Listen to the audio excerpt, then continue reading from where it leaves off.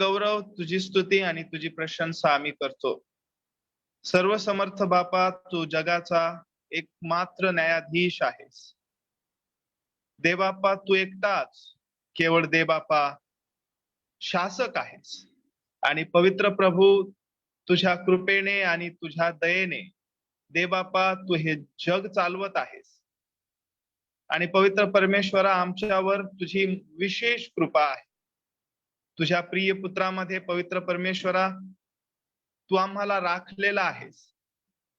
पवित्र प्रभू, जेव्हा आम्ही नाश पावत होतो पवित्र परमेश्वरा आणि तुझपासून लांब होतो, तुझ्या प्रिय करामध्ये प्रभू येशू ख्रिस्तामध्ये तू आम्हाला जवळ घेतलंस.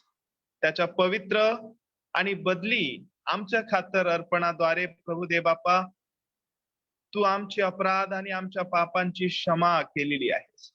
स्वर्गीय प्रभू, या महान आशीर्वादासाठी आम्ही तुझं गौरव करतो, तुझी स्तुती करतो. देवबापा, आम्ही जेव्हा परके होतो, आज आम्ही देवाच्या घराण्याचे झालेला आहोत. आणि बंधू आणि भगिनी मिळून देवबापा तुझं गौरव करण्याची जी संधी तू आम्हाला नित्य देत असतोस, तुला बाप म्हणून देवबापा तुला सन्मान देण्याची प्रभू तू संधी जे देत असतोस, त्याबद्दल तुझं गौरव असो. विनंती करतो प्रभू, तुझ्या वचनातून आम्हाला मार्गदर्शन कर, आम्हाला सहाय्य कर आणि पवित्र परमेश्वरा उत्तम त्या गोष्टी आम्हाला शिकव. देवबापा, आमचं कठोर आणि गर्विष्ठ असं मन देवबापा तू तुझ्या वचनाद्वारे फोड आणि देवबापा आम्हाला तुझ्या अधीन कर, नम्र कर प्रभू, जेणेकरून तुझ्या वचनांचा स्वीकार होईल. आणि देवबापा, विशेष विनंती करतो की तुझ्या आत्म्याद्वारे तुझ्या वचनांचं लागूकरण आम्हाला कर, जेणेकरून प्रभू तुझ्या गौरवास्तव आम्ही जगू. देवबापा, आज आभार मानतो आमच्या तारणाऱ्या प्रभू येशूसाठी आणि त्याने दिलेल्या या संधीसाठी. पवित्र परमेश्वरा, आम्ही मंडळी म्हणून, ख्रिस्ताचा कळप म्हणून तुझ्या हाती येऊन पडतो आणि विनंती करतो प्रभू की तू आम्हाला चालीव आणि मार्गदर्शन कर. आम्ही सर्वस्वी तुझ्या हाती येऊन पडतो. पुढील वेळ समय प्रभू तुझ्या हाती आम्ही समर्पित करतो आणि म्हणतो प्रभू तू आम्हाला चालीव. प्रार्थना प्रभू येशूच्या नावात मागतो म्हणून ऐक. आमेन. आपण या वेळेस स्तोत्र संहिता वाचणार आहोत. स्तोत्र संहिता 106. स्तोत्र संहिता 106. आपण 1 ते 5 वचन वाचू. आणि तुम्हा सर्वांकडे बायबल आहेच. मी आपल्या बायबल मध्ये वाचतो, तुम्ही तुमच्या बायबल मध्ये वाचा. स्तोत्र संहिता 106 वचन 1 ते 5. परमेश्वराचे स्तवन करा, परमेश्वराचे उपकार स्मरण करा, कारण तो चांगला आहे, त्याची दया सनातन आहे. परमेश्वराचे पराक्रम कोर वर्णू शकेल, त्याची सर्व स्तुती कोण ऐकवेल. जे त्याच्या न्यायानुसार वागतात आणि सर्वदा नीती आचरितात ते धन्य. हे परमेश्वरा, तू आपल्या लोकांवर प्रसन्न होतोस तेव्हा माझी आठवण कर. माझ्या उद्धारार्थ मला दर्शन दे, म्हणजे तुझ्या निवडलेल्यांचा उत्कर्ष माझ्या दृष्टीस पडेल. तुझ्या लोकांच्या आनंदाने मी आनंदित होईल, तुझ्या वतनाच्या लोकांबरोबर मी उत्सव करीन. देवबाप, वाचलेले वचन आपल्या सर्वांच्या व्यक्तिगत जीवनासाठी आशीर्वादित करो. स्तोत्र संहिता 106. मी फक्त वचन 5 पर्यंतच वाचलेलं आहे. आपल्याकडे स्तोत्र संहितेमध्ये पुष्कळशी वचन आहेत. 48 वचन आहेत. जेव्हा तुम्ही व्यक्तिगतरित्या स्तोत्र संहिता 106 पूर्ण वाचता तर तुम्हाला कळून येते की स्तोत्र संहिता 106 जे आहे ते देवानी भरलेला आहे. देवानीच भरलेला आहे. स्तोत्र संहिता 106 चा जो केंद्र आहे तो देव आहे. स्तोत्र संहिता 106 देव केंद्रित स्तोत्र आहे. आणि या स्तोत्रामध्ये जे मार्गदर्शन करण्यात आलेलं आहे ते म्हणजे हे की देव सर्व काही आहे आणि देवाचंच सामर्थ्य आहे. देवच केवळ सार्वभौम आहे आणि काळोखमय समयामध्ये आम्हाला त्या सर्व समर्थ देवाची आवश्यकता आहे. देव सर्व काही आहे, सामर्थ्य ही देवाचंच आहे आणि तोच सर्व काही आहे आणि या सर्व काही देवाचे आम्हाला काळोखमय समयामध्ये, दुःखामध्ये, त्रासामध्ये त्याची आम्हाला आवश्यकता आहे.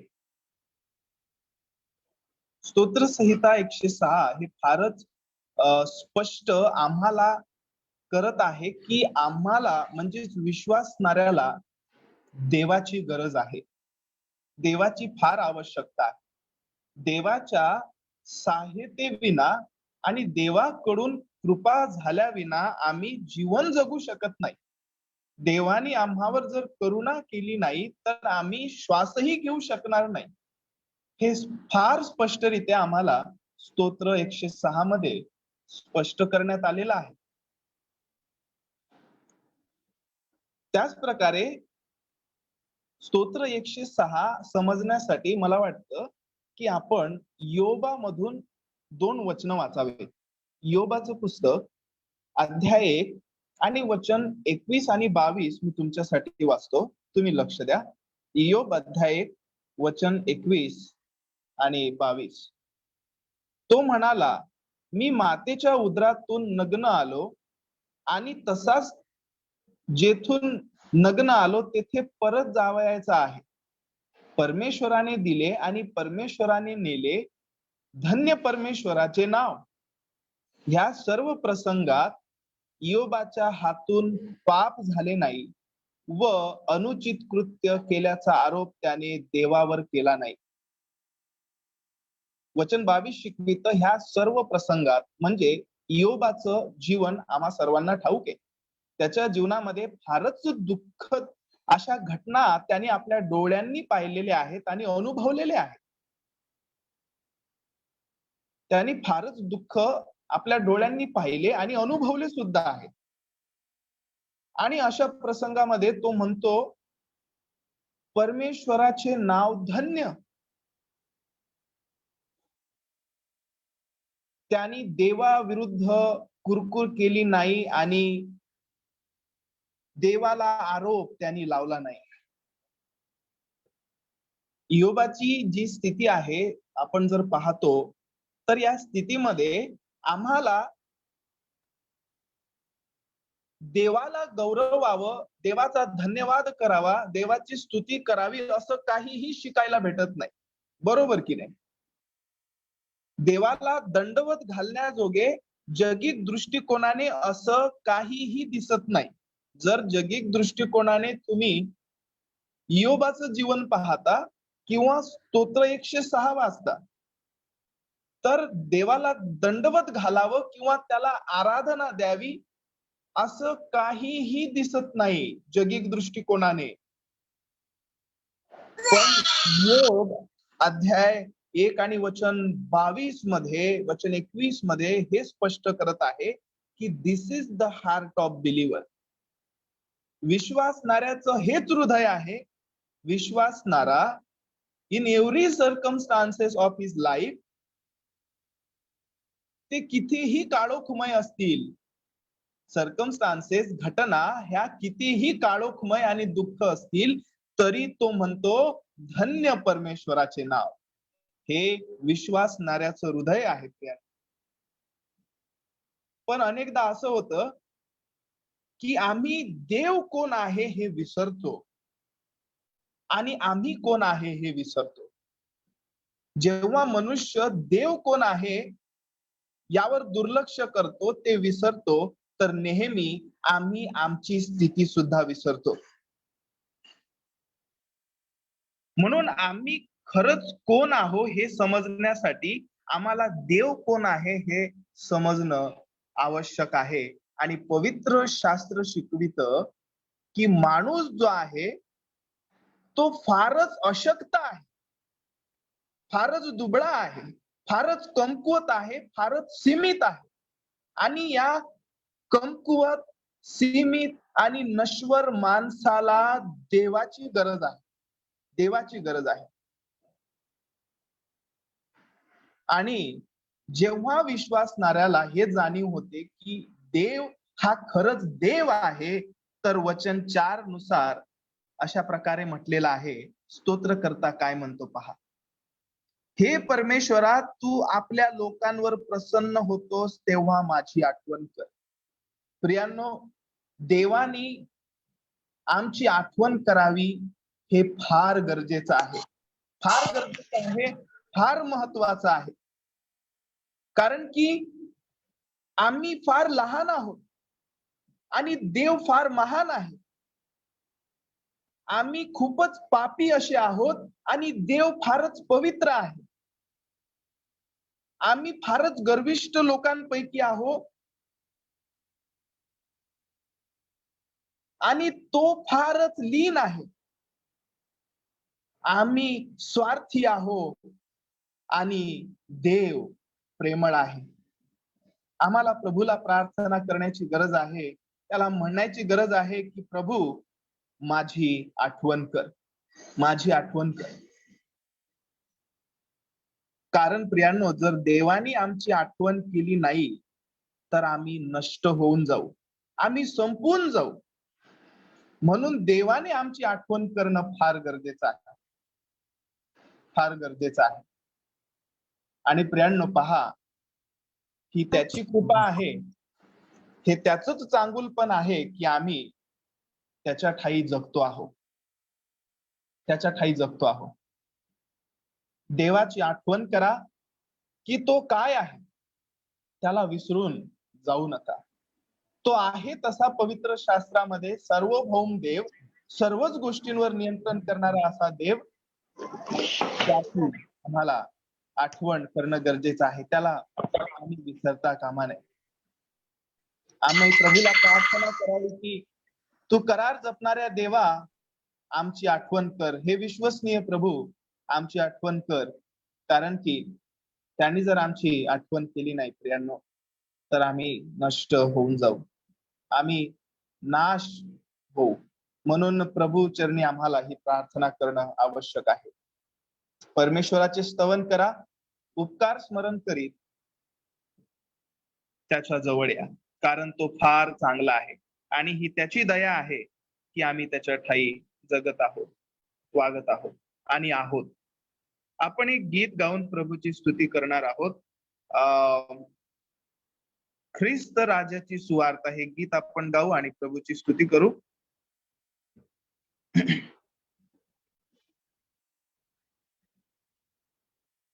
ख्रिस्त राजाची सुवार्ता तुमच्या स्क्रीनवर दिसत असेल. ख्रिस्त राजाची सुवार्ता हे गीत गाऊन आपण प्रभूची स्तुती करू.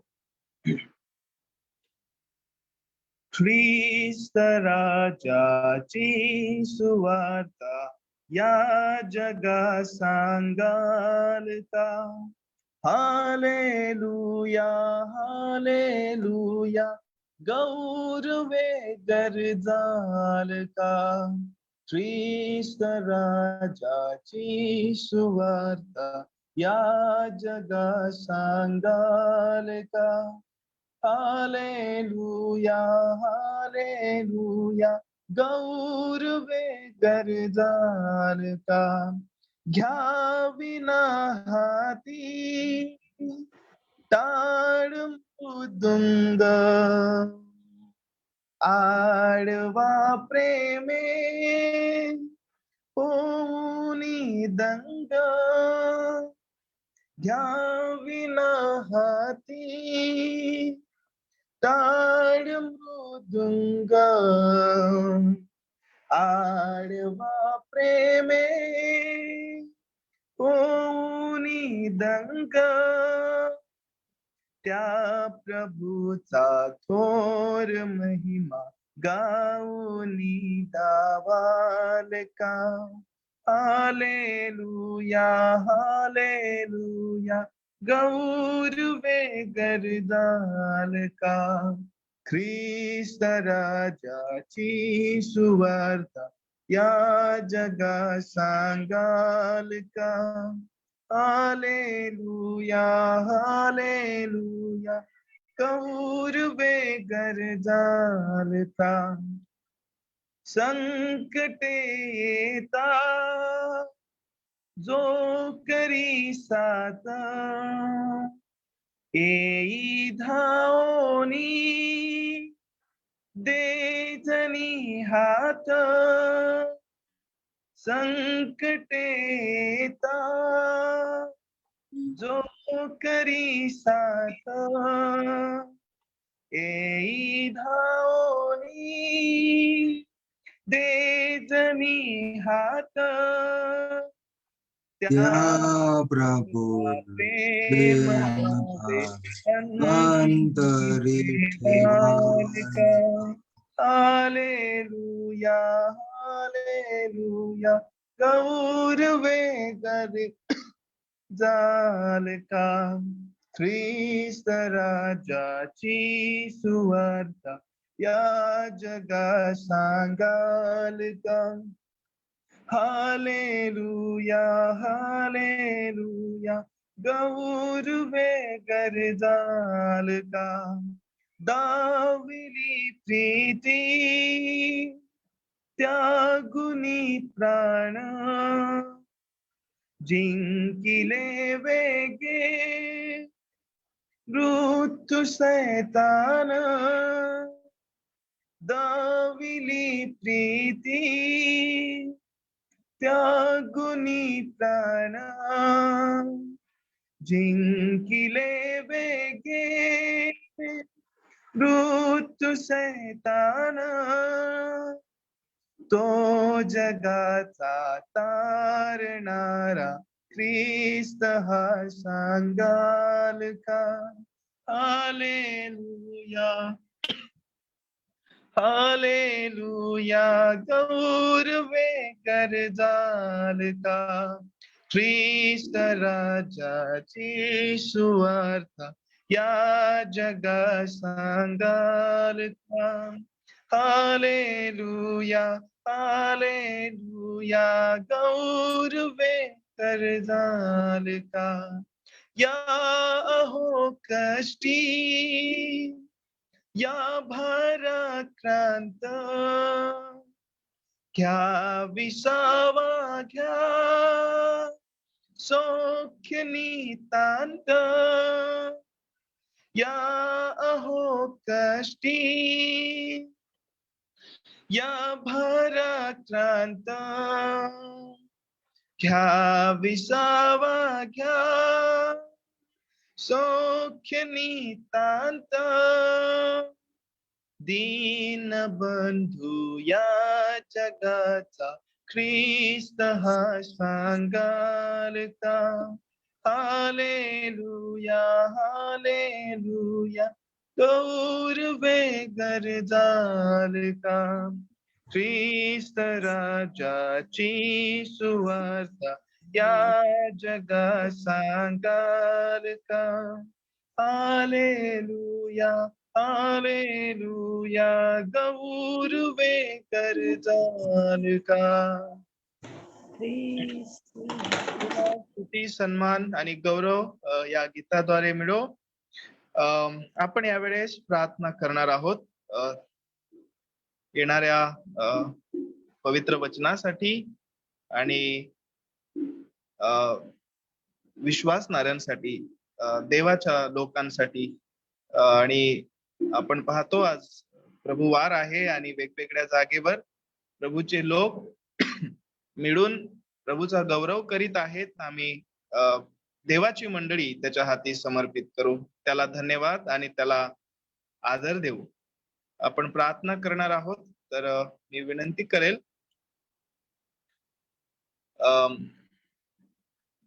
पास्टर मंडलिक आहेत का आपल्यामध्ये? संदेश ब्रदर नाहीत. Okay okay. संदेश ब्रदर. Yes brother. ओके. कृपया करून प्रार्थना करून पुढे जाऊ. तुम्ही प्रार्थना करा. ओके, प्रार्थना करूया आपण. सर्व सामर्थ्य पिते, आम्ही ख्रिस्ताच्या नावामध्ये तुझ्या पवित्र चरणी नतमस्तक होतो. तुला आम्ही धन्यवाद देतो प्रभू, तुझ्या कृपे दयेने पुन्हा एक वार नवीन प्रभू दिवस, हा प्रभू वार आमच्या आयुष्यासाठी तू दिलास. आठवड्याचा पहिला दिवस पुन्हा एक वार आमच्या जीवनाकरिता तुझ्या कृपेने तू दाखविलास, याबद्दल प्रभू येशू ख्रिस्तामध्ये आम्ही तुझे उपकार मानतो पित्या. पवित्र बापा, आम्ही काहीतरी आहोत म्हणून नाही, तर पित्या तुझ्या चांगुलपणानेच आम्ही प्रत्येक क्षण पाहतो पित्या. आणि पित्या तुझी विश्वसनीयताच आमच्या सर्व परिस्थितीमध्ये आम्ही वाखाणितो. आम्ही तुझी उपकार स्तुती करतो प्रिय प्रभू. विनंती करतो, विशेष करून आजचं ही भक्ती तू आशीर्वादित कर. आतापर्यंत प्रभू तू सहाय्य केलंस. देवापा लिडिंग करत असताना ब्रदर मिलिंद, त्यांना तुझी कृपा पुरविलीस. जे गीत गायलं प्रभू, त्याद्वारे तू गौरविला गेलास. ही आशा आहे, ज्या स्तोत्र वाचलं देवापा, त्यातून जो बोध तू आम्हाला केलास पुन्हा एक वार तुझं गौरव करण्याकरिता, त्याबद्दल प्रभू आम्ही तुला धन्यवाद देतो. देवापा, आता आम्ही वचनाकडे जात असताना आमचं लक्ष केवळ आणि केवळ तुझ्या वचनाकडे लागू दे. ख्रिस्त गौरवीला जावा पित्या, तुझी महानताच प्रगट व्हावी प्रभू तुझ्या वचनाद्वारे. देवापा, आमची स्थिती पवित्र बापा तुझ्या वचनाद्वारे तू आम्हाला दाखवावीस. आणि बापा, तुझ्या वचनाच्या अधीन प्रभू आम्हाला तू करावंस, अशी आम्ही तुला ख्रिस्तामध्ये विनंती करतो. देवापा, आजच्या परिस्थितीमध्ये जी देवापा कठीण परिस्थिती उद्भवलेली आहे, देवापा अशा सर्व स्थितीमध्ये सुद्धा आम्ही तुला धन्यवाद देतो. कारण पवित्र बापा, अशी कोणती स्थिती नाही देवापा, असा कोणता क्षण नाही की जो तुझ्या नियंत्रणामध्ये नाही. प्रभू, तू सार्वभौम आहेस सर्व परिस्थितीवर आणि सर्व घडामोडींवर, आणि देवापा सर्व प्रभू वेळेवर. आणि म्हणून प्रिय बापा, आम्ही तुझ्याच हाती पडतो याही बद्दल.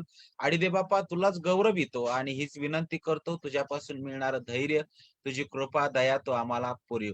आम्ही आहोत तशी तुझ्या हाती पडतो. आणि बापा, विनंती करतो, येणारं वचन प्रभू ते आम्हाला समजण्याकरिता तू सहाय्य कर. प्रभू, मज पापेवर दया कर.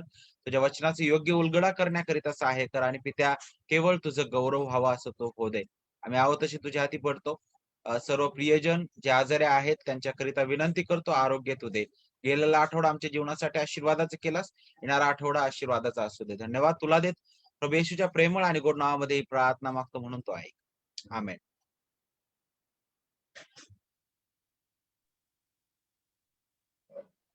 आपल्यामध्ये ब्रदर संदेश आहेत, तेच आज आपल्याला वचनाचा उलगडा करणार आहेत. तर त्यांनाच मी विनंती करतो, ते आपल्याला पुढे घेऊन जातील. आणि जो संदेश आहे तुमच्या स्क्रीनवर तुम्ही पाहू शकता. ब्रदर ओके, संदेश. थँक्यू ब्रदर या सुवर्ण वेळेबद्दल. मी सर्वप्रथम देवाला धन्यवाद देतो की त्याच्या कृपेने ही सुंदर वेळ त्याने मज पामराच्या आयुष्यासाठी दिली. त्यासोबतच मी आपणा सर्वांचे देखील आभार मानतो या सुवर्ण वेळेबद्दल. विशेष करून जर आजूबाजूची जर परिस्थिती पाहिली तर जवळजवळ आपण पाहतो की आता हे दुसरं वर्ष आहे जे पूर्णपणे कोरोनाच्या अशा भयावह वातावरणाने भरलेला आहे. अ, सर्व परिस्थिती पाहत असताना बिकट आहे मानवी दृष्टीने पाहिल्यानंतर. परंतु याही परिस्थितीमध्ये खऱ्या अर्थाने आपल्याला देवाचं वचन नित्य त्या जिवंत देवामधील खंबीरतेबद्दल मार्गदर्शन करतं.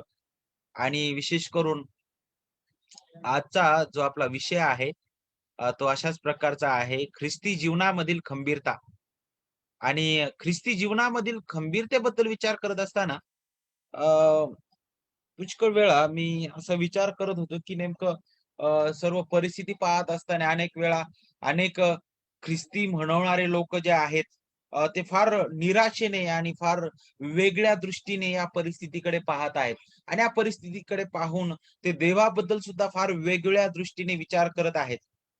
परंतु देवाचे प्रिय लेकरांनो, खरे ख्रिस्ती ज्यांना ख्रिस्त समजलेला आहे, जे त्या जिवंत देवाच्या कृपेने तारल्या गेलेल्या आहेत, अशा लोकांबद्दल विचार करत असताना पवित्र शास्त्र जे आहे ते आपल्याला खंबीरतेबद्दल सुद्धा शिकवितं. का बरं या खंबीरतेची गरज आहे मनुष्याला? त्याचं पहिलं कारण जर आपण पाहिलं तर ते कारण म्हणजे मनुष्य जो आहे तो दुर्बल आहे, तो अशक्त आहे, तो त्याच्या कोणत्याच गोष्टीवर स्वनियंत्रण करू शकत नाही. कोणत्या प्रसंगावर तो नियंत्रण करू शकणार नाही. कोणत्याच घडामोडीवर तो नियंत्रण किंवा बदलाव घडवून आणू शकणार नाही. तो असमर्थ आहे सर्व स्थितीमध्ये. आणि म्हणूनच या सर्व स्थितीमध्ये जर तुम्ही पाहिलं तर त्याला खंबीरतेची गरज आहे. आणि अशा सर्व स्थितीमध्ये जग वेगवेगळ्या प्रकारे खंबीरतेबद्दल जर पाहिलं तर पाहू शकेल, विचार करू शकेल. कदाचित आमच्याकडे फार पैसा आहे म्हणजे आम्ही खंबीर आहोत. आमच्या सर्व स्थितीमध्ये पैसा असला तर सर्व काही आहे. काही म्हणेल की हा, आम्ही फार सन्मानित आहोत. कदाचित आमची खंबीरता ती आहे. काही म्हणतील की खरंच आम्ही फार नैतिक जीवन जगतो. कदाचित आमची खंबीरता ती आहे. आणि ज्यावेळेस अशा प्रकारचे बिकट प्रसंग येतात त्यावेळेस मात्र पुष्कळ वेळा काय होतं की देवाला दोष दिला जातो. परंतु देवाचे प्रियलेकरांनो, आपण वचनामधून शिकणार आहोत ख्रिस्ती जीवनामधील खंबीरता या विषयाच्या अंतर्गत विशेष करून काही महत्वाच्या बाबी आपण शिकणार आहोत. आणि हा जो विषय आहे तो आपण शिकत असताना स्तोत्र क्रमांक 27 जे आहे त्यामधून आपण या विषयाकडे आपलं लक्ष लावणार आहोत. तर मी सगळ्यात अगोदर तुमच्या समोर स्तोत्र संहिता 27 वाचू इच्छितो. मी आपणा सर्वांकरिता वाचत आहे. तुम्ही स्वतः आपल्या बायबलमध्ये पाहू शकता. परमेश्वर माझा प्रकाश आणि माझे तारण आहे. परमेश्वर माझा प्रकाश व माझे तारण आहे. मी कोणाची भीती बाळगू?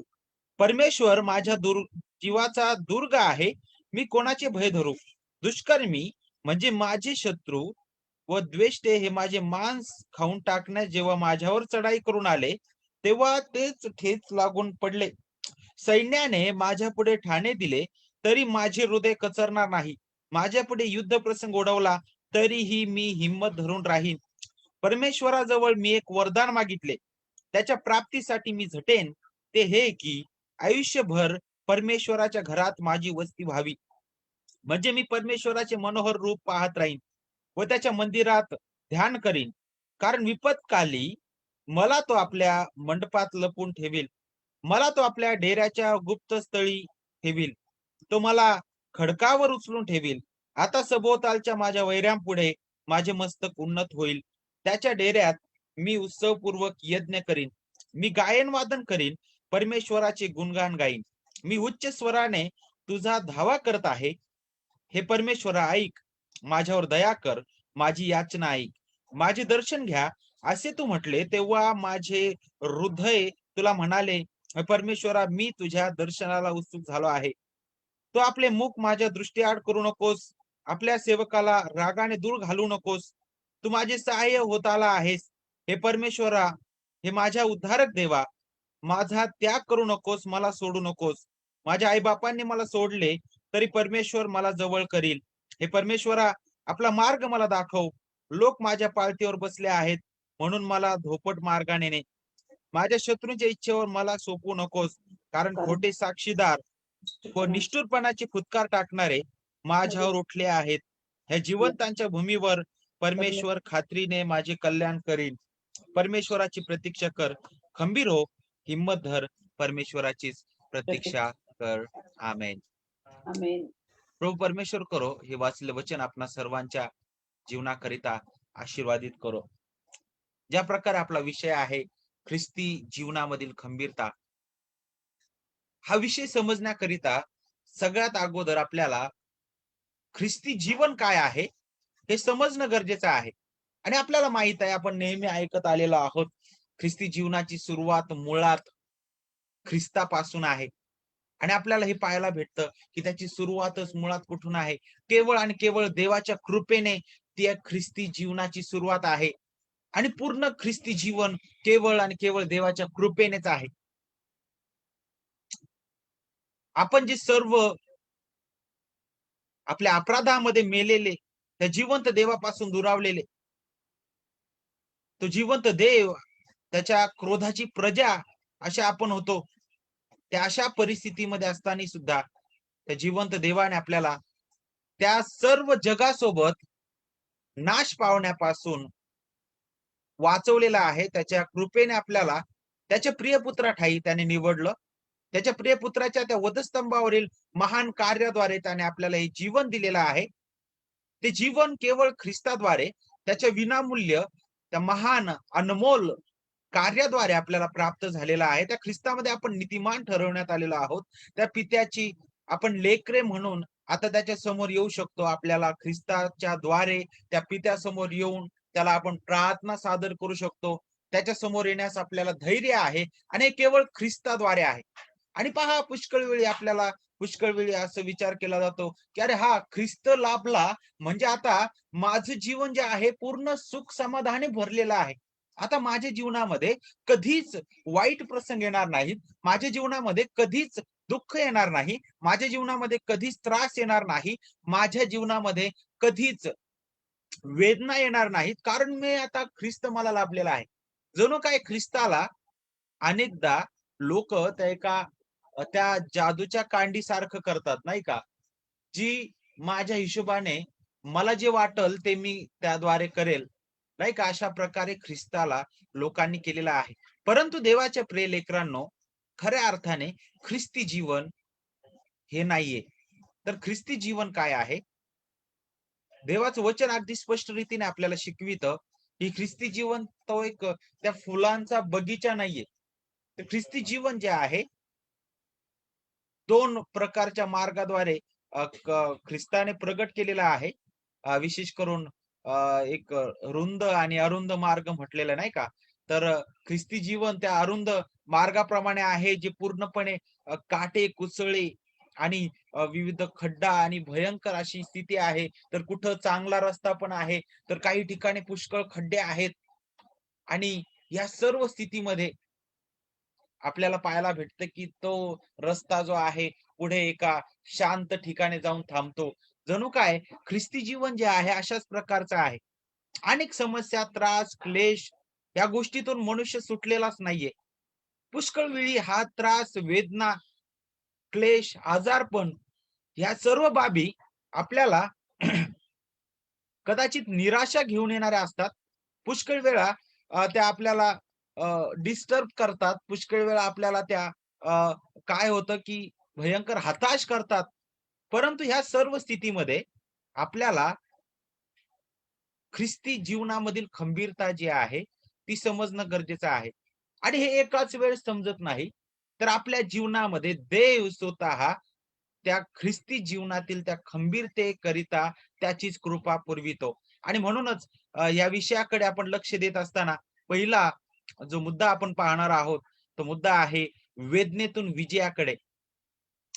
ख्रिस्ती जीवनातील खंबीरता आपल्याला वेदनेतून विजयाकडे घेऊन जाते.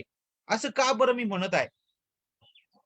जर तुम्ही दाविदाबद्दल विचार केला, जे स्तोत्र आताच आपण वाचलेलं आहे, स्तोत्र संहिता 27 दावीद राजाने लिहिलेले हे स्तोत्र आहे.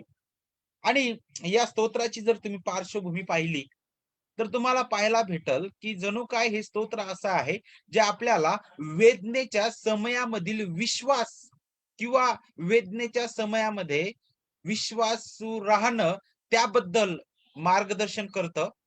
फक्त आनंदाच्या वेळेतच नाही, तर वेदनेमध्ये सुद्धा विश्वासाने त्या जिवंत देवाकडे पाहणं त्याबद्दल मार्गदर्शन करणारं हे स्तोत्र आहे.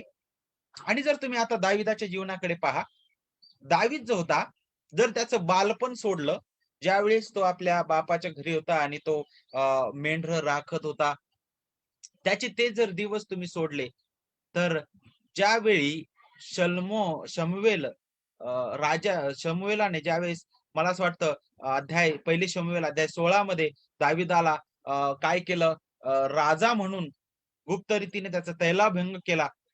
आणि तिथून पुढे आपल्याला पाहायला भेटतं खऱ्या अर्थाने दाविदाचं जे जीवन आहे पुढे जाऊन आपल्याला पाहायला भेटतं की समस्येने भरलेलं आहे. ते कशा प्रकारे आपल्याला पाहायला भेटते की त्याच्या अगोदर पहिला राजा होता तो शाऊल, ज्याच्याबद्दल आपल्याला सगळ्यांना माहित आहे, जो जणू काय त्या लोकांनी निवडलेला तो होता. त्याच्या बाह्य दिसण्यावर त्यांनी तो निवडलेला होता. तो राजा जो होता तो अतृप्त होता, दैहिक वृत्तीचा तो होता. आणि देवाने विशेष करून आपल्याला पाहायला भेटतं की तरी सुद्धा त्या लोकांवर त्याला नेमलेलं होतं, यासाठी की लोकांनाही समजावं की देव हा महान राजा आहे आणि त्याला नाकारणं ही किती भयंकर आहे. आणि म्हणूनच शाऊल राजा जो होता तो जर त्याच्याबद्दल जर पाहिलं तर तो दैहिक वृत्तीचा होता आणि त्याचं देवाच्या विरुद्ध वागणं, त्यामुळे देवाने त्याला नाकारलं आणि त्याच्या जागेवर दाविदाला आपल्याला पाहायला भेटतं की राजा म्हणून त्याने शमूएलाला सांगितलेलं आहे की त्याला तू तेलाभंग किंवा राज्याभिषेक तू कर. आणि पहा ज्यावेळेस दाविदाला तो तेलाभंग करण्यात आला आणि त्यानंतर पुढे आपण पाहतो की लोकांच्या मनामध्ये दाविदाचं वर्चस्व अधिक वाढत गेलं आणि दाविदाप्रती लोक फार आदराने पाहायला लागले आणि ही बाब शाऊल राजा जो आहे त्याच्या जीवनामध्ये द्वेष घेऊन येणारी होती दाविदाप्रती. आणि मग मात्र दाविदाचं जीवन जे आहे ते आता शांतीपूर्ण राहिले नाही. आणि मग मोठा इतिहास आपण पाहतो दाविदाच्या जीवनाबद्दल. त्यामध्ये मग त्याला भयंकर विरोध, त्यामध्ये युद्ध, निराशा आणि असे विविध संघर्षाने भरलेलं जीवन दाविदाचं होतं. आणि या सर्वांमध्ये जास्तीत जास्त आपण पाहतो की शाऊल जो आहे तो द्वेषाने दाविदाला मारण्याकरिता त्याच्यावर मागे लागलेला आहे. अनेक विरोध शाऊलाने त्याला केला. पुष्कळ वेळ त्याला मारण्याचा कट केला, मारण्याचा प्रयत्न केला. जोपर्यंत शाऊलाचा मृत्यू होत नाही तोपर्यंत शाऊल त्याच्याच मागावर आहे. आणि पहा पुढे जाऊन शाऊलाच्या मृत्यूनंतर मग दावीद राजा जो आहे तो आपल्या गादीवर बसलेला आहे. आणि त्यावेळेस त्याने पलिष्टी, अमोरी, मोवाबी यांच्यासोबत युद्ध केलं. आणि मग काहीच काळामध्ये लगेच आपल्याला पाहायला भेटतं की दाविदाचा जो पुत्र आहे तो स्वतः देखील त्याच्या विरुद्ध उठलेला आहे. जवळजवळ 20,000 सैन्य, त्यापेक्षा अधिक सैन्य घेऊन तो दाविदाच्या विरुद्ध उठलेला आहे. आणि मग त्याचा परिणाम पुन्हा दावीद आता पळत आहे. अगोदर शाऊल राजामुळे तो पळत होता अरण्यामध्ये, तो लपत आहे, तो राजा त्यावर उठलेला आहे. अनेक आजूबाजूचे राष्ट्रामधील राजे सुद्धा त्याच्या प्रती त्याच्या विरुद्ध उठलेले होते. तो लपत आहे, पळत आहे आणि अशा स्थितीमध्ये तो भयंकर अवस्थेमध्ये तो पडलेला आहे. कारण जर तुम्ही स्तोत्र 27 जर पाहिलं आणि वचन जर 2 पाहिलं आणि वचन 3 जर पाहिलं तर जणू काय हे दोन्ही वचन जणू काय ह्या सर्व इतिहासाचा गोषवारा आपल्याला देतील. पहा स्तोत्र 27 वचन 2-3, दुष्कर्मी म्हणजे माझे शत्रू व द्वेष्टे हे माझे मांस खाऊन टाकण्यास जेव्हा माझ्यावर चढाई करून आले तेव्हा तेच ठेस लागून पडले. सैन्याने माझ्या पुढे ठाणे दिले तरी माझे हृदय कचरणार नाही. माझ्यावर युद्ध प्रसंग ओढवला तरीही मी हिंमत धरून राहील. पहा हा प्रसंग, हे दोन्ही वचन या दोन्ही बाबींचा इतिहास देणारे आहेत. शाऊल त्याच्यावर उठलेला आहे, इतर राज्ये त्याच्यावर उठलेले आहे आणि ते सर्व झाल्यानंतर आता त्याचा पुत्र सुद्धा त्याच्यावर उठलेला आहे, त्याला मारू पाहत आहे. आणि मग अशा स्थितीमध्ये तो अरण्यामध्ये पळत आहे, लपत आहे, हताश झालेला आहे, तो दुःखित आहे, तो त्रासातून आणि वेदनेतून जात आहे. आणि अशा स्थितीमध्ये असताना त्याने त्याही स्थितीमध्ये पुष्कळ स्तोत्रे लिहिलेले आहेत त्या अशा हताश स्थितीमध्ये, निराश स्थितीमध्ये. आणि त्याचं एक मला असं वाटतं चांगलं उदाहरण आहे ते म्हणजे स्तोत्र संहिता 13 त्यामधील वचन 1 आणि 2 पहा. त्याच्या त्या निराशजन्य स्थितीमध्ये तो म्हणत आहे, परमेश्वरा तू मला कोठवर विसरणार, सर्व काळ काय तू माझ्यापासून आपले मुख कोठवर लपवणार. मी कोठवर आपल्या मनात बेत योजत राहावे आणि दिवसभर हृदयात दुःख वागवावे. कोठवर माझा शत्रू माझ्यावर वर्चस्व करणार. तो इतका हताश झालेला आहे की तो देवासमोर जणू काय तो रडत आहे. तो देवासमोर पूर्ण दुःखित होऊन त्याच्या हाती पडलेला आहे. वेदनेने भरलेलं जीवन दाविदाचं आपण इथे पाहत आहोत.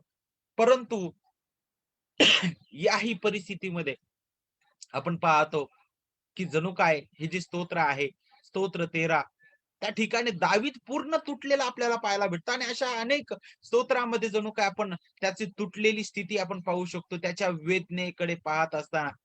आणि अशा स्थितीमध्ये सुद्धा आपण पाहतो तो निराश झालेला आहे.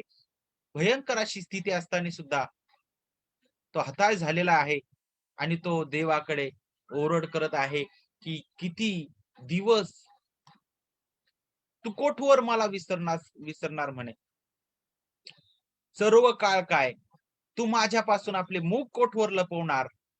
मी कोठवर आपल्या मनात बेत योजत राहावे आणि दिवसभर हृदयात दुःख वागवावे. कोठवर माझा शत्रू माझ्यावर वर्चस्व करणार. पहा, दाविदाच्या जीवनातील ह्या वेदना त्याला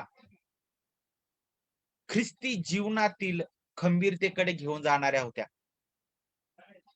खऱ्या अर्थाने ह्या वेदना ज्या होत्या, नक्कीच त्यामध्ये तो एक काळ असा होता ज्या ठिकाणी तो हताश झालेला आहे.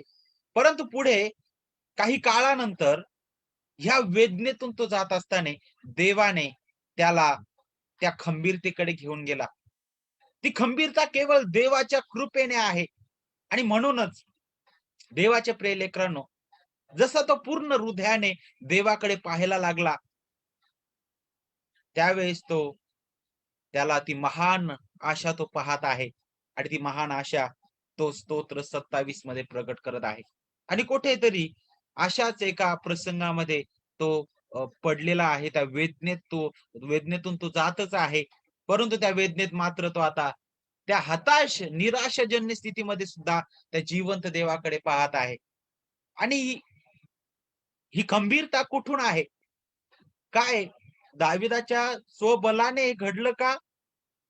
नाही. केवळ आणि केवळ देवाची कृपाच आहे, जे आपल्याला सर्व प्रसंगामध्ये धैर्य देते. त्याची कृपा दया आपल्याला पुरविते. आणि नक्कीच ज्या प्रकारे आपला जो पहिला मुद्दा आहे या विषयाच्या अंतर्गत, तो म्हणजे वेदनेतून विजयाकडे, आपल्याला पाहायला भेटते की ख्रिस्ती जीवनातील जी खंबीरता आहे आपल्याला घेऊन जाते. तर नक्कीच तो विजय देणारा देवच आहे. आपण स्वतःहून त्या विजयाकडे आपण नाही जाऊ शकणार. आपलं जीवन खंबीर आपण नाही करू शकणार, कारण आपण दुर्बल आहोत. मी सुरुवातीला सांगितलेलं आहे, आपण अशक्त आहोत. परंतु या सर्वांमध्ये, त्या अशक्ततेमध्ये सुद्धा देवाची सशक्तता महान आहे. ज्या प्रकारे मला असं वाटतं पहिले की दुसरे करिंथमध्ये 12व्या अध्यायामध्ये सांगितलेलं आहे, पौल म्हणतो की मी अशक्तपणाची प्रौढी मिरवितो, कारण माझ्या अशक्तपणामध्येच ख्रिस्ताची सशक्तता मी अनुभवतो म्हणे. आणि म्हणून तो म्हणतो, मला याचा गर्व आहे की मी अशक्त आहे. आणि पहा, ख्रिस्ती जीवन आपल्याला पाहायला भेटतं पूर्ण सशक्ततेने भरलेलं नाही. अशक्तपण आपण सर्व स्थितीमध्ये पाहतो, परंतु त्या अशक्तपणामध्ये सुद्धा सशक्तता केवळ देवाच्या कृपेने आहे. आणि पहा, दाविदाच्या जीवनाबद्दल जर पाहिलं तर तो एकीकडे फार निराश, हताश झालेला होता, भयंकर असा होता. परंतु जेव्हा देवाची कृपा खऱ्या अर्थाने त्याच्यावर झाली आणि तो देवाकडे पाहत आहे विश्वासाने, त्यावेळेस तो म्हणतो की आता परमेश्वर माझा प्रकाश व माझे तारण आहे, मी कोणाची भीती बाळगू. तोच दावीद जो हताश झालेला होता, जो निराश झालेला होता, जो वेदनेने जणू काय हरलेला होता, परंतु तो आता वेदनेतून विजयाकडे वाटचाल करत आहे. ही केवळ देवाची कृपा आहे. ख्रिस्ती जीवनातील खंबीरता देवबाप आपल्याला या वेदनेतूनच शिकवितो. या वेदनेतूनच आपण जात असताना ख्रिस्तामध्ये खंबीर व्हायला आपण शिकतो. जर सर्व काही आपल्याला मिळालं, सर्व काही आपल्याला प्राप्त झालं, तर आपल्याला देवाकडे पाहावयासच शिकणार नाही आपण कधीच, है ना? हे जे सर्व घडामोडी आहेत जीवनातील, सर्व प्रसंग आहे, मग त्या वेदना कोणत्याही प्रकारच्या असू शकतील. कदाचित आजार पण असेल, दुःख असेल, इतर कोणत्या बाबी असतील, माहित नाही. परंतु त्या वेदना सुद्धा तुम्हाला देवामध्ये, ख्रिस्ताच्या प्रतिमेमध्ये घडवण्याकरिता आहेत. देवाच्या प्रियलेकरांनो, हे समजून घ्या. त्या वेदनेकडे सुद्धा आपल्याला त्या विजयाने पाहण्यास शिकणं गरजेचं आहे. ज्या प्रकारे दावीद राजा येऊन ठेपलेला आहे आणि आता तो म्हणत आहे की परमेश्वर माझा प्रकाश व माझे तारण आहे, मी कोणाची भीती बाळगू. परमेश्वर माझ्या जीवाचा दुर्ग आहे, मी कोणाचे भय धरू. इथं दोन शब्द प्रयोग केलेले आहेत, प्रकाश आणि तारण. तो फक्त प्रकाश देणारा, प्रकाश दाखवणाराच नाही, तर परमेश्वर स्वतः प्रकाश आहे. परमेश्वर स्वतः तो म्हणतो की माझे तारण आहे. वैयक्तिक त्याची खंबीरता, वैयक्तिक त्याचा आत्मविश्वास जो आहे देवावरील, त्या वेदनेच्या समयामध्ये सुद्धा तो प्रगट होत आहे. आणि हे कधी होऊ शकलं?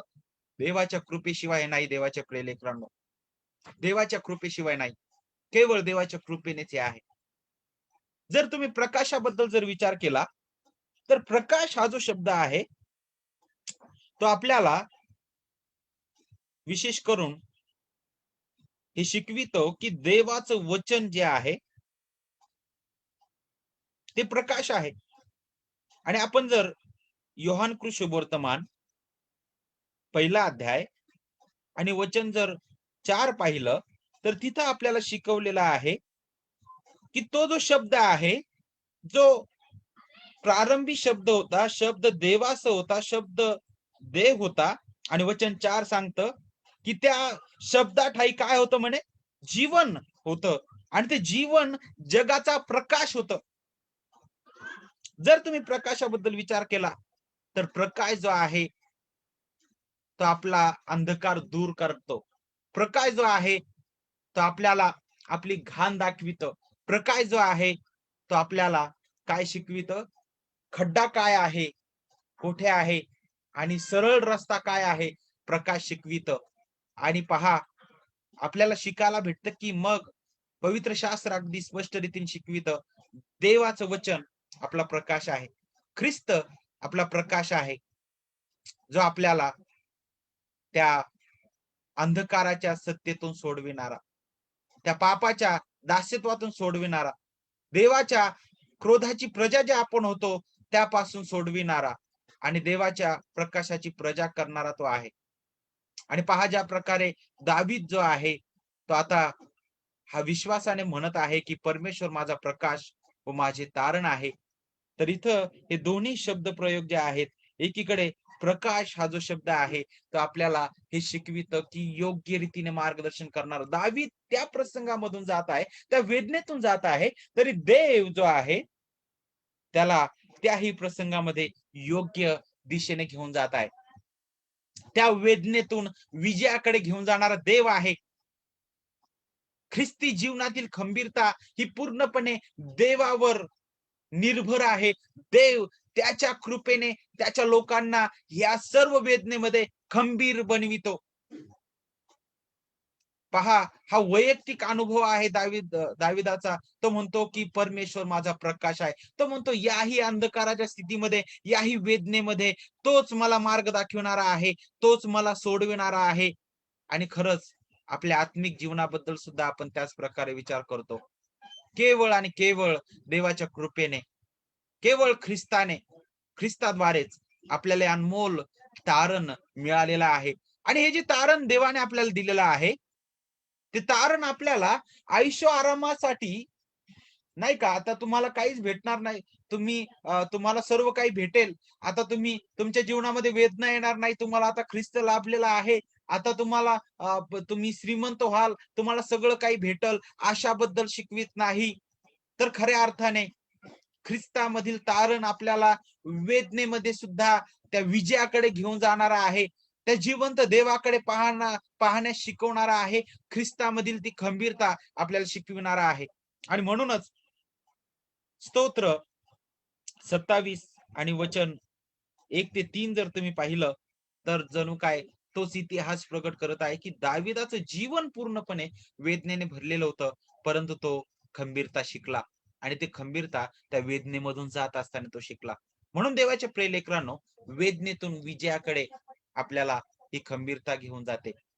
ती खंबीरता आपल्याला केवळ देवाच्या कृपेने प्राप्त होते.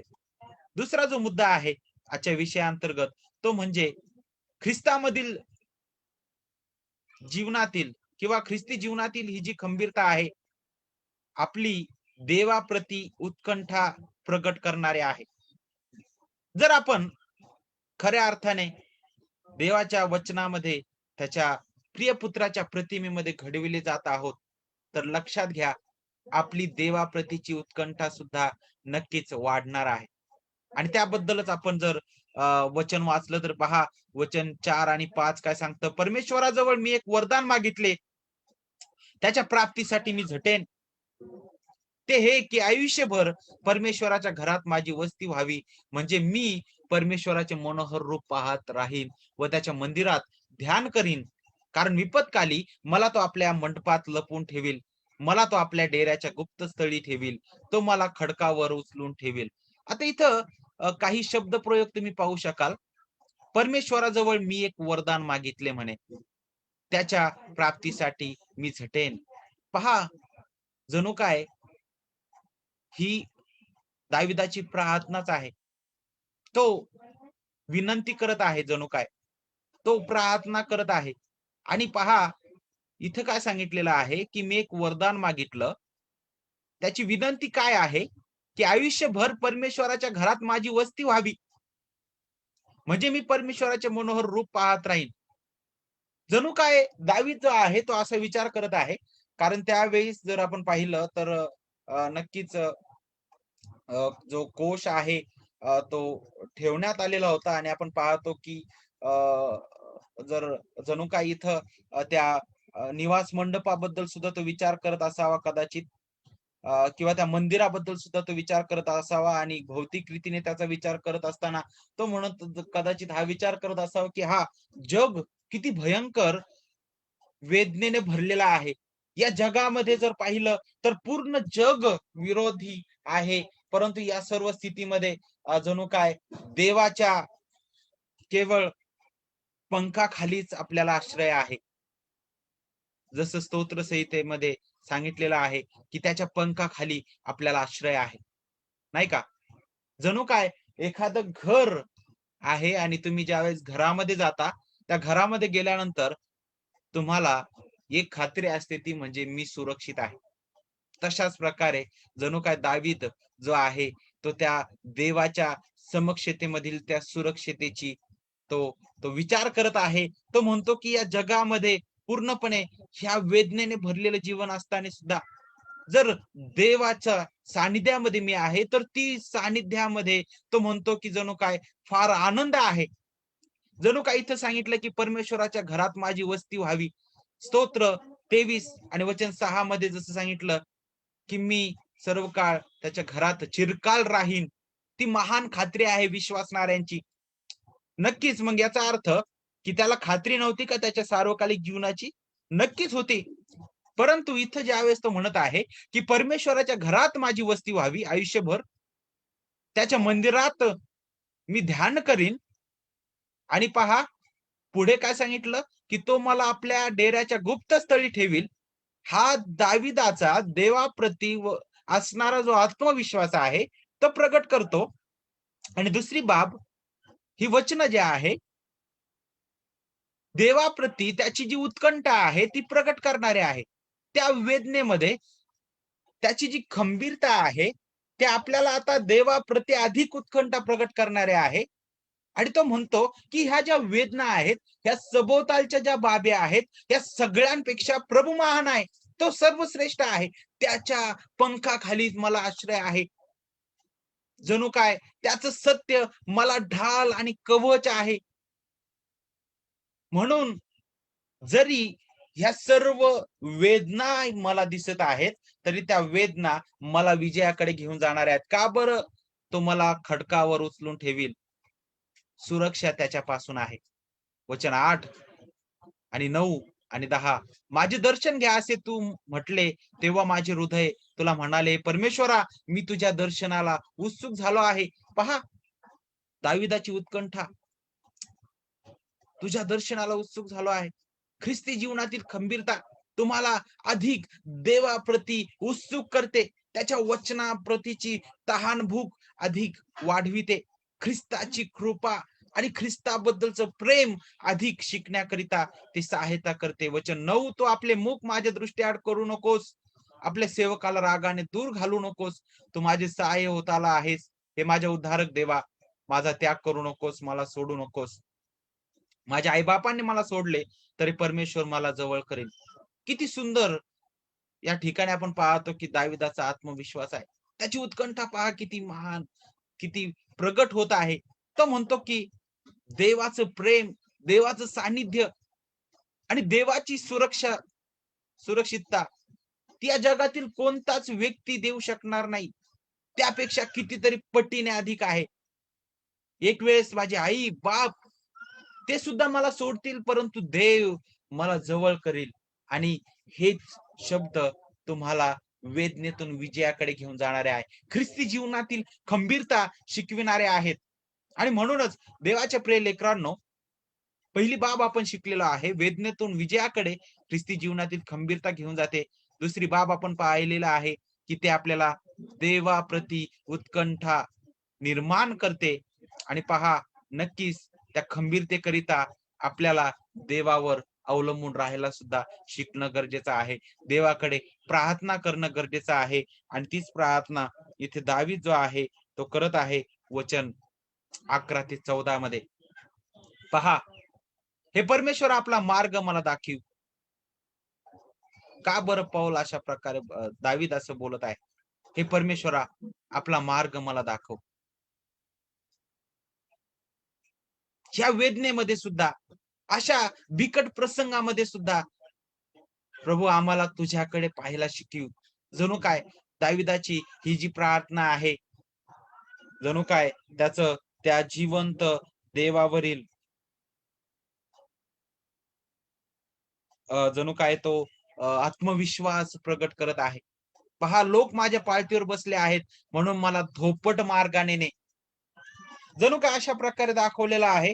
जणू काय जसं काही जे लुटेरे आहेत ते एका मार्गावर बसलेले आहेत आणि कोणीतरी येतं तुमच्या जवळ आणि तुम्हाला त्या लुटेऱ्यांपासून वाचण्याकरिता दुसऱ्या एका चांगल्या मार्गाने घेऊन जातं. जणू काय अशा प्रकारचा हा शब्द प्रयोग आहे की लोक माझ्या पाळतीवर बसले आहेत. जणू काय जसा एखादा भुकेला सिंह जो आहे तो आपलं भक्ष्य पकडण्याकरिता आणि त्याला खाण्याकरिता तो जसा उत्सुक असतो, जणू काय अशाच प्रकारची प्रतिक्रिया दावीद इथं दाखवत आहे की लोक माझ्या पाळतीवर बसले आहेत.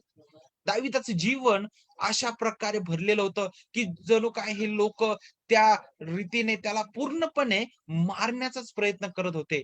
वचन 12, माझ्या शत्रूंच्या इच्छेवर मला सोपू नकोस. पहा,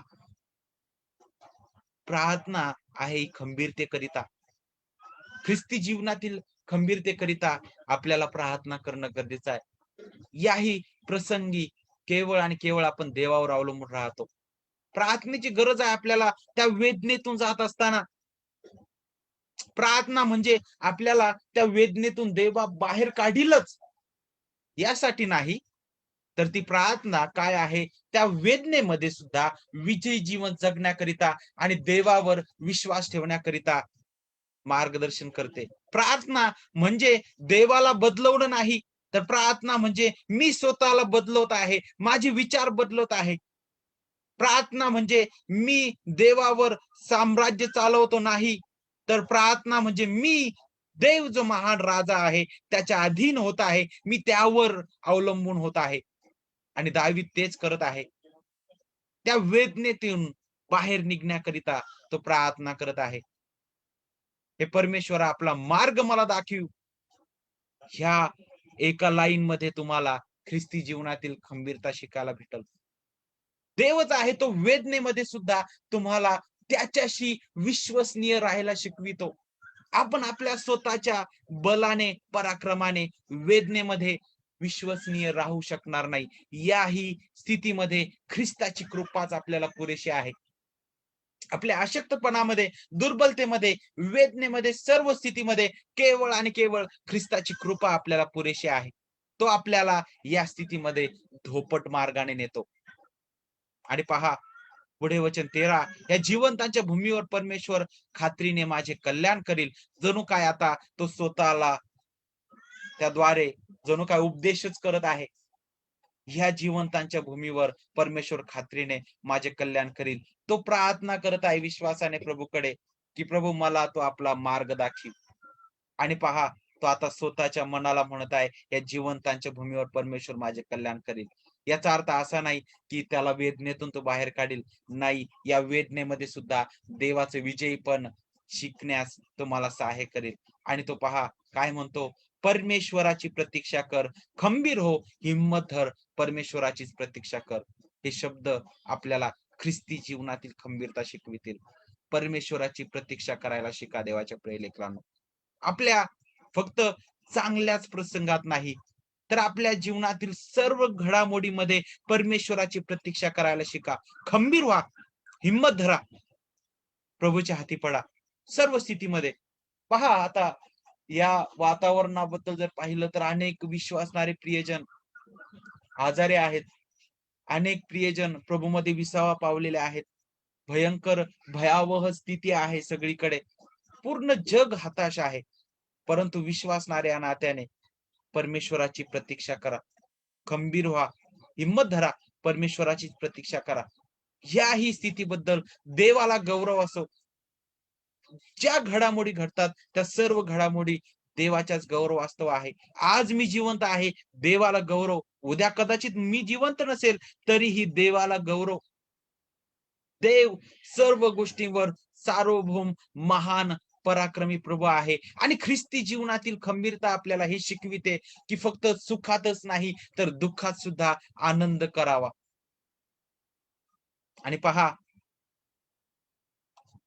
शेवटची जी बाब आहे, ज्यावेळेस आपल्याला ख्रिस्तामधील खंबीरता आपण समजतो त्यावेळेस आपल्याला देवामध्ये सर्वदा आपण आनंद करू. आणि पहा त्याबद्दलच वचन 6 आणि 7 मध्ये तो काय म्हणतो, आता सभोवतालच्या माझ्या वैरांपुढे माझे मस्तक उन्नत होईल. आता पहा, याही स्थितीमध्ये दावीद जो आहे त्याच्यापासून वेदना संपलेल्या नाहीत, त्याच्यापासून वेदना दूर गेलेल्याच नाहीत. परंतु त्याही स्थितीमध्ये तो आता आनंद करायला शिकलेला आहे. तो म्हणतो की त्याच्या डेऱ्यात मी उत्सवपूर्वक यज्ञ करीन. त्याच्या डेऱ्यात हा शब्द प्रयोग जणू काय असा आहे की जसे विश्वासणारे ज्यावेळेस एकत्रित येतात आणि त्या विश्वासणाऱ्यांच्या सहभागितेमध्ये आपण ख्रिस्ताच्या नावाने एकत्रित येतो, त्याचं गौरव आपण करतो, त्याचं वचन आपण ऐकतो आणि त्याद्वारे जो आनंद मिळतो तो आनंद आपल्याला देवाचं गौरव प्रकट करणारा आहे. मग बाहेरून येत असताना वेदनेने आपण येत आहोत एकत्रित, परंतु ज्यावेळेस आपण एकत्रित आलेलो आहोत, आपण एकत्रित येऊन याही स्थितीमध्ये जरी वेदना आहेत तरी देवाचं गुणगान आपण करतो. त्याच्या डेऱ्यात मी उत्सवपूर्वक यज्ञ करीन. मी उच्च स्वराने तुझा धावा करत आहे. हे परमेश्वर ऐक, माझ्यावर दया कर, माझी याचना ऐक. पुन्हा इथे आपल्याला प्रार्थनाच पाहायला भेटत आहे. आणि पहा, ख्रिस्ती जीवनामधील खंबीरता आपल्याला खऱ्या अर्थाने त्या जिवंत देवामध्ये सर्वदा आनंद करावा हे शिकवित. त्याबद्दल आपल्याला वचन 6 आणि 7 शिकवित. आणि म्हणून देवाचे प्रिय लेकरांनो, बिकट प्रसंग आहेत समोर, भयावह जरी स्थिती दिसत असली तरी आपण ख्रिस्ती विश्वासणारे आहोत. आपण ख्रिस्ताचे लोक आहोत. ख्रिस्त महान विजय आहे, ज्याच्या हातामध्ये मरण आणि जीवन आहे.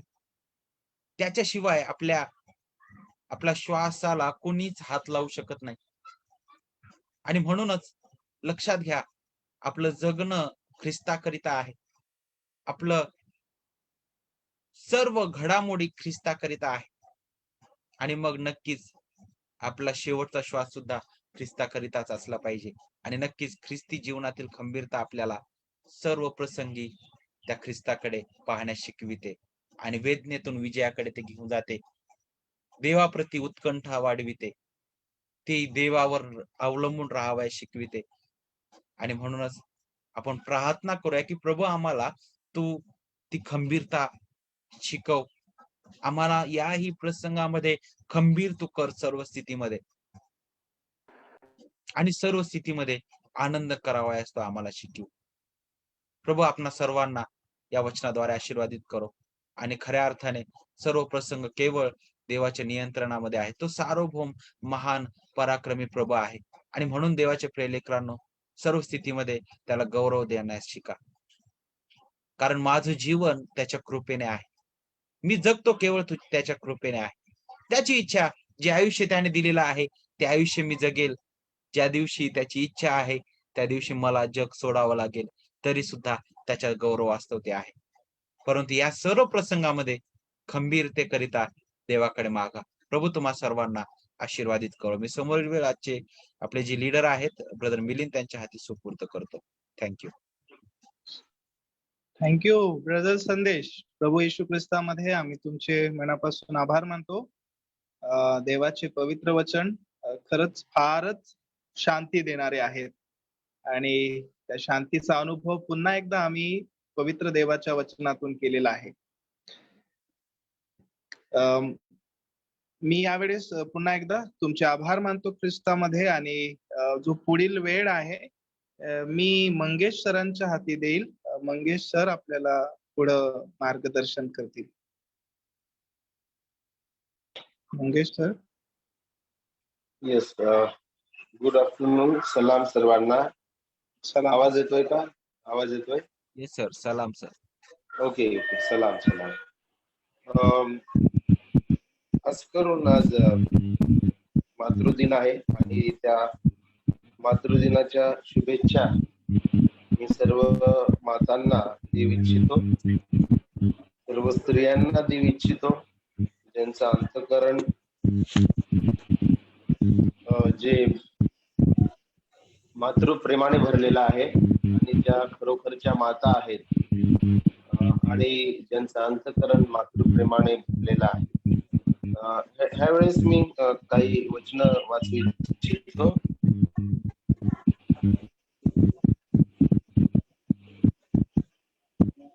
पवित्र शास्त्रामधून 2 तिमोथेय अध्याय 1 आणि वचन 5 मी ह्यावेळेस वाचू इच्छितो आणि ह्या वचनामधून काही बोध ह्या दुपारच्या वेळेस सर्व मातांना आणि पालकांना देऊ इच्छितो. 2 करंथीकरास अध्याय 1 आणि वचन 5. तो विश्वास पहिल्याने तुझी आजी लुईस हिच्या ठाई होता, तुझी आई युनिके हिच्या ठाई होता आणि तोच विश्वास तुझ्या ही ठाई आहे असा मला भरोसा आहे. त्या ठिकाणी आपल्याला सुंदरसा एक वारसा, सुंदरस कुटुंब पाहायला भेटतं पवित्र शास्त्रामध्ये आणि ते आहे तिमोथ्याचं कुटुंब. तिमोथी जो पौलाचा सोबती आहे, मिशनरी कार्यामध्ये पौलाचा सोबती होता. त्याच्यासोबत पुष्कळशा फेऱ्या त्यांनी केल्या आणि तरुण असताना त्यांनी आपलं जीवन समर्पित केलं. परंतु ह्या ठिकाणी आपल्याला एक वारसा, एक आजी, एक आई आणि तो तरुण तिमोथी आपल्याला पाहायला भेटतो. आणि यांनी नेमकं काय केलेलं आहे, what did they invest in his life, हे सर्वात महत्वाचं आपल्याला पाहायचं आहे की कशाचं निवेश, कशाची गुंतवणूक या तरुण तिमोथ्याच्या जीवनामध्ये आजीनी, लोईस आणि युनिकेने केली. कशाची गुंतवणूक केली आणि त्याचं उत्तर आपल्याला कुठे भेटेल प्रियांनो? 2 तिमोथी अध्याय 3 आणि वचन त्याच्यासाठी वाचतो. वचन 15 मध्ये पौल म्हणतो, त्या कोणापासून शिकलास आणि बालपणापासून तुला पवित्र शास्त्राची माहिती आहे हे तुला ठाऊक आहे. ते ख्रिस्त येशू मधील विश्वासाच्या द्वारे तुला तारणासाठी ज्ञानी करायला समर्थ आहे. पहा कशाचं निवेश केलेलं आहे आजीनी आणि आईने. लोईस आणि युनिकेने ह्या तरुण लेकराच्या जीवनामध्ये पवित्र वचन पेरलं. Lois and Eunice, they invested the word of God, the gospel of Jesus Christ into the lives of their children. आणि इथे आज बोध मी देऊ इच्छितो मातांना आणि सर्व पालकांना. आपण जगामध्ये असताना सर्व गोष्टी आपल्या लेकरांना देण्याचा प्रयत्न करतो. भूतलावरील सर्व सुख आपल्याला असं वाटतं की माझ्या लेकरांनी उपभोगावं आणि त्यामध्ये वावगं काहीच नाही जर ते योग्य असेल, त्याच्या जीवनासाठी ते आवश्यक असेल तर. पण त्याहून अधिक, त्या भौतिक सुखापेक्षा अधिक मला किंवा आम्हाला देवाच्या वचनाचं शुभवर्तमानाचा निवेश, गुंतवणूक त्यांच्या अंतःकरणात, त्यांच्या जीवनामध्ये करायचं आहे. हे आपल्याला इथून शिकायला भेटतं. पौलानी अध्याय 1 मध्ये दाखवलं की आजीच्या ठाई हा विश्वास आहे, आईच्या ठाई हा विश्वास आहे, निष्कपट विश्वास, आणि तिमोथेच्या ठाई निष्कपट विश्वास आहे. आणि वचन 15 मधून आपण बघतो की पौल म्हणत आहे की तू ख्रिस्ताबद्दल, विश्वासाबद्दल, तारणाबद्दल कुठून शिकला, तर पौल म्हणत आहे त्या कोणापासून शिकलास हे, आणि बालपणापासून तुला पवित्र शास्त्राची माहिती आहे. बऱ्याचदा आपण टाळतो की बायबल, पवित्र शास्त्र लेकरांना शिकवू नाही. काही लोक म्हणतात ते कठीण आहे, त्याच्यातले सिद्धांत कठीण आहेत. परंतु पवित्र शास्त्र हे ह्या वचनामधून आपल्याला शिकायला भेटतं की अगदी लहानपणीच तिमोथी शिकला. येशू ख्रिस्त लहान असताना तो वचन शिकला. आणि इथे पण आपण पाहतो की तिमोथ्याने त्याच्या आईकडून आणि आजीकडून वचन शिकलेलं आहे. आणि आजीने आणि आईने वचनाचं निवेश, गुंतवणूक ह्या लेकराच्या जीवनामध्ये केलेली आहे. तर आज मातृदिनाच्या निमित्ताने मी हेच आवाहन करू इच्छितो आणि प्रशंसा किंवा प्रेरणा देऊ इच्छितो की तुमच्या लेकरांच्या जीवनामध्ये दैवी वचन, पवित्र वचनाचा निवेश करा, गुंतवणूक करा. आणि हे तुमचं मिशन आहे. The mission of the motherhood, म्हणजे मातृत्वाचं मिशन. देवानी मातृत्वाला सुद्धा मिशन दिलेलं आहे. आणि मातृत्वाचं मिशन हे आहे की तुम्ही वचनामधून त्यांना क्रूस दाखवा, ख्रिस्त दाखवा, पाप काय आहे हे दाखवा, सार्वकालिक जीवन काय आहे हे दाखवा, देवाचे सिद्धांत काय आहे हे दाखवा. आपण कोणाच्या उद्देशासाठी ह्या भूतलावर जगत आहोत, why are we living on this earth, what is the purpose of our life. बायबलनुसार आपल्या जीवनाचा उद्देश काय आहे, देवाचं गौरव काय आहे, देवाच्या गौरवासाठी कसं जगावं हे होणं गरजेचं आहे. आज आपण अशा भयानक जगामध्ये जगत आहोत ज्या ठिकाणी सर्व वाईट गोष्टी शाळेच्या माध्यमातून, इंटरनेट, मोबाईल्स, टीव्ही आणि शाळेचे पुस्तक इवन, आणि पुष्कळशा विविध माध्यमातून अथिइझम, नास्तिकता, नास्तिकवाद, भौतिकवाद, लैंगिकता आणि अशुद्धता फैलवल्या जात आहे. आणि अशा वातावरणामध्ये प्रत्येक कुटुंब हे एक मिशन सेंटर आहे, सत्याचं पिल्लर आहे, सत्याचं एक खांब आहे. आणि प्रत्येक कुटुंब हे एक वेदी आहे, प्रत्येक कुटुंब एक मिशन सेंटर असावं, जिथून ख्रिस्ताची सुवार्ता प्रसार व्हावी आणि देवाचं गौरव व्हावं. तर या मातृ दिनाच्या निमित्ताने एवढंच मी आव्हान देऊ इच्छितो की नित्य आणि नित्य आपल्या लेकरांना प्रभू येशू ख्रिस्त दाखवा.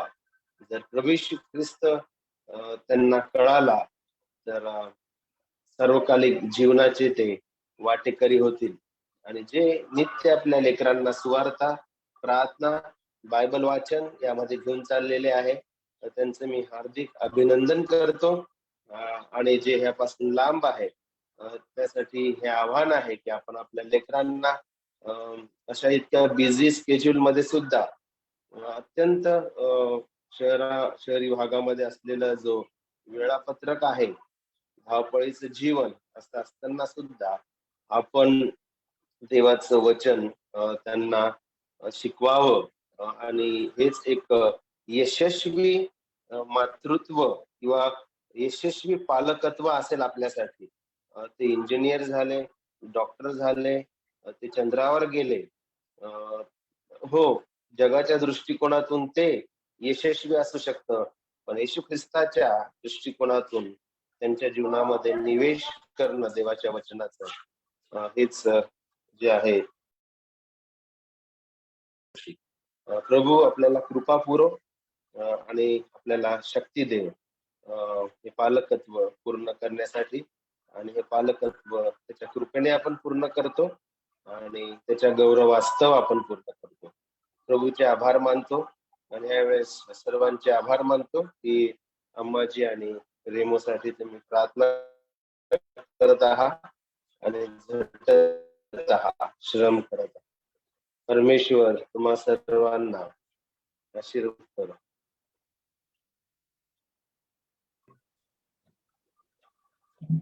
Thank you very much sir. फार सुंदरसा बोध तुम्ही सर्वांना केलेला आहे.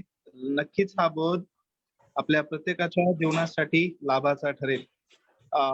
आपण प्रार्थनेमध्ये वेळ घालवणार आहोत. तर मी विनंती करेल की मंडळी आपल्या विनंत्या सादर करू शकते. तुम्ही तुमच्या प्रार्थना विनंत्या सादर करा. त्यानंतर आपण त्या विनंत्यांसाठी मंडळी मिळून प्रार्थना